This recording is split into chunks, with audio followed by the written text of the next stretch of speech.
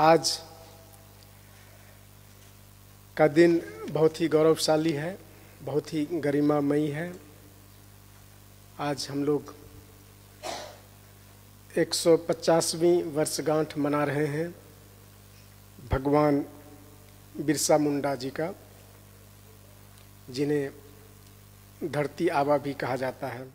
আসসালামু আলাইকুম, আমি আসাদুল ইসলাম সবাইকে স্বাগতম জানাচ্ছি।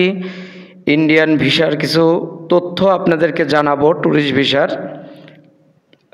আজকে Rajshahi assistant high commissioner office যে এমবাসিতে কিছু বিভিন্ন সম্পাদকের কিছু সদস্যবৃন্দ হাই কমিশনার স্যারের সঙ্গে দেখা করছেন এবং বিভিন্ন জাতির কিছু সদস্যবৃন্দ তারা হাই কমিশনার স্যারের সঙ্গে দেখা করে এখানে একটা আয়োজন হয় এবং এখানে হাই কমিশনার স্যার নিজেই প্রেজেন্ট থেকে এই অনুষ্ঠানটি পরিচালনা করছে এবং স্যারের সঙ্গে আমরা যে ইনফরমেশনগুলো কালেকশন করলাম সেই ইনফরমেশনে জানানো হয়েছে যে আমরা প্রশ্ন করছি যে স্যার ট্যুরিস্ট ভিসা সার্ভিসটি কবে চালু হচ্ছে বাংলাদেশিদের উদ্দেশ্যে।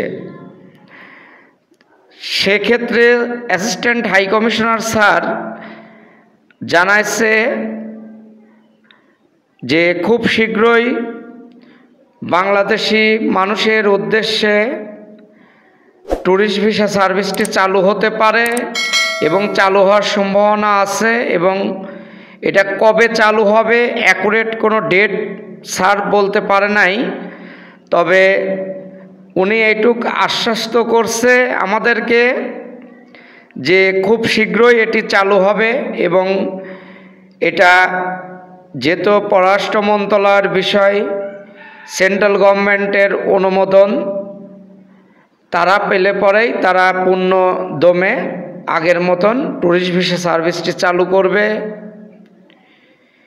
এবং আপনারা এতে মধ্যেই জানেন যে medical visa, student visa, double entry visa, business visa চালু হয়েছে এবং এই ভিসাগুলো চলমান আছে। আপনারা অবশ্যই ভিসা করার আগে, যে কোনো ভিসা নেওয়ার আগে কাগজপাতি ডকুমেন্টস খুবই চেক করে এবং দক্ষ লোকের মাধ্যমে আপনারা প্রসেসিং করে এবং বারবার চেক করে জমা দেবেন, তাহলে আপনাদের ভিসা মার যাওয়ার কোনো চান্স থাকবে না। কারণ এই মুহূর্তে কিন্তু আইবেক্স সেন্টারগুলো ফাঁকা, এই কারণে আপনাদেরকে কাগজপাতি খুব হিসাব করে দিতে হবে এবং পরবর্তী কোনো আপডেট নিউজ আসার সঙ্গে সঙ্গে জানাই দেবো। আসসালামু আলাইকুম।